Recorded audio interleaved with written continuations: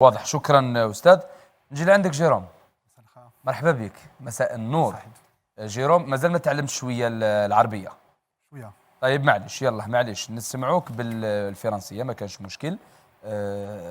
جيروم، واش من عام جيت للجزائر؟ Alors en fait, moi je suis un artiste français, je vis en France, et je m'étais passionné pour la culture arabo-musulmane, et je n'étais pas porté à venir spécialement sur... Enfin, je n'étais pas prédestiné à venir en Algérie, parce que je n'ai pas d'origine pied noir ou d'origine algérienne. Et en fait, c'était suite à une invitation que j'avais reçue de la part d'un musicien andalou, qui officie justement dans une association sur Alger.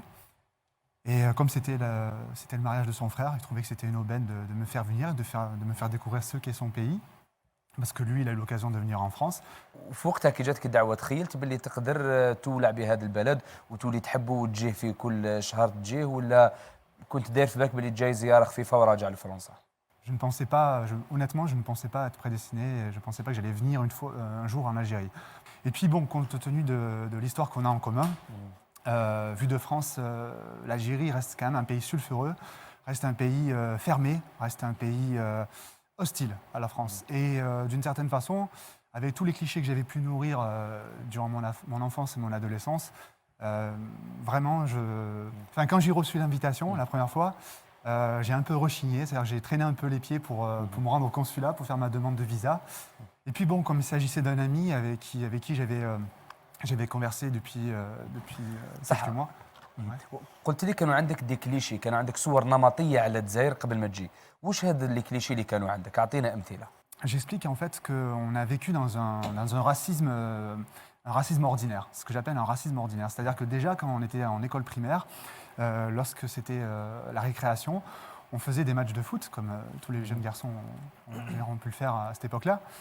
Et pour nous, c'était normal en fait de constituer deux équipes. Il y avait d'un côté les Français et d'un côté les Arabes.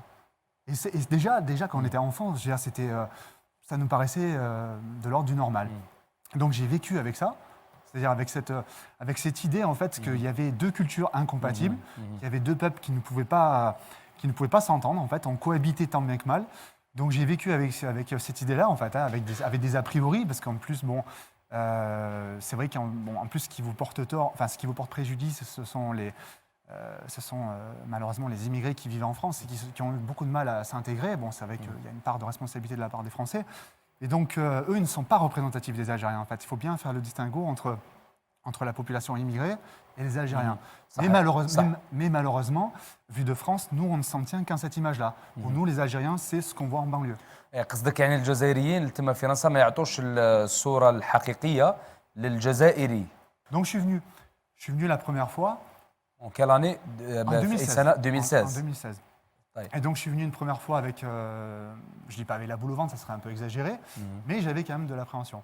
Et quand j'ai été reçu, bon, le premier jour ça s'est très bien passé, bon, forcément un peu d'acclimatation, on descend sous Didouche Mourad, on découvre un petit peu. Alors, comme je vous l'ai dit tout à l'heure, en fait j'étais venu suite à une invitation qu'un de mes amis musiciens m'avait adressée, c'était pour le mariage de son frère. Et comme c'était une personne avec qui je m'étais noué d'amitié, je ne pouvais pas refuser, d'autant plus que c'était pour son frère. Donc j'ai attendu jusqu'au dernier moment pour faire ma demande de visa. Je me suis dit peut-être qu'avec les circonstances favorables, peut-être que le visa je ne l'aurais pas atteint comme ça, je pourrais avoir le bon prétexte pour ne pas venir, parce qu'on en revient toujours à l'appréhension que j'avais vis-à-vis de l'Algérie. Et puis il s'avère que finalement j'ai eu mon visa, je suis parti. Et quand je suis arrivé, bon, le premier jour c'était un peu...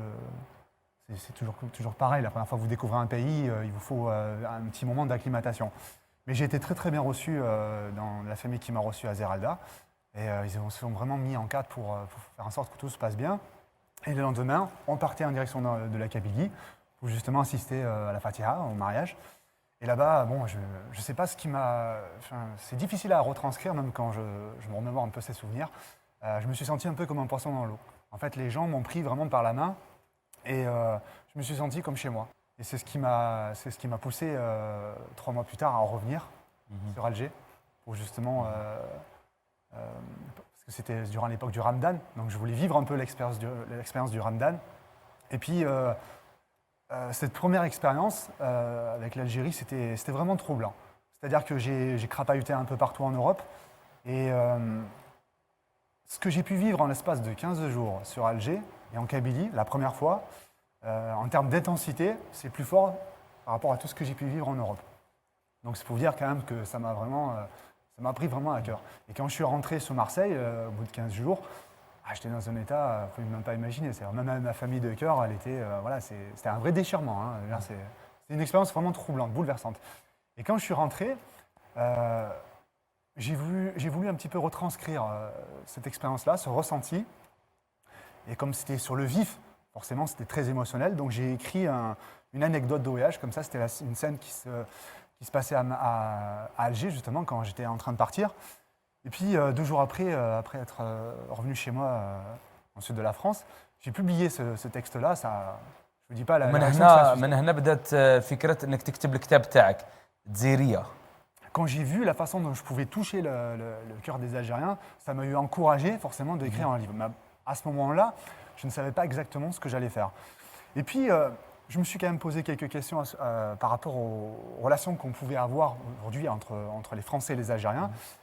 Et je suis parti du principe qu'en fait, l'imaginaire collectif qu'on avait en commun, c'est-à-dire que quand on évoque l'histoire entre les deux pays, cette histoire-là, elle est saturée de violence. Il n'y a que de la violence, en fait. Il y a parfois de belles histoires. Il y a eu aussi du côté des Moudjahidines, des Français qui se sont, comme son papa, comme il expliquait tout à l'heure, il y a des gens qui se sont battus pour que l'Algérie devienne indépendante. Moi, j'estime en tant que Français, je suis né après l'indépendance, hein, j'estime qu'en tant que Français, notre premier devoir, c'est d'étudier l'histoire de façon objective et ensuite de reconnaître que cette lutte d'indépendance, elle était légitime.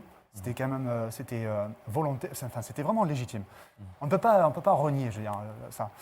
Et ensuite, ce que j'ai voulu faire, ce qui est dommage, c'est que du côté français, nous, l'image qu'on peut en avoir de l'Algérie, elle est souvent réduite à pas grand-chose. C'est-à-dire quelques clichés vis-à-vis du rail, quelques images parfois qui nous parviennent dans les journaux français. Mais c'est toujours des choses, c'est toujours un rapport avec la حاجات critique. سطحيه ما كانتش نظره حقيقيه عميقه للمجتمع الجزائري وللثقافه الجزائريه. C'est une image très réductrice. En fait, l'image qu'on a développée en France vis-à-vis de l'Algérie, elle est volontairement réductrice. قالوا لي عندك قصه حب مع القصبه. J'adore la Casbah. J'adore la Casbah. Ça, c'est évident. J'aimerais c'est-à-dire que si mon premier projet est bien accueilli auprès des Algériens, ça m'encouragera forcément à continuer sur cette voie-là. J'aimerais bien contribuer à ce rapprochement entre nos deux pays et surtout, bien sûr, à promouvoir la culture algérienne, que moi, personnellement, j'adore. Enfin, je me suis pris goût pour votre culture, vous l'avez vu dans le reportage.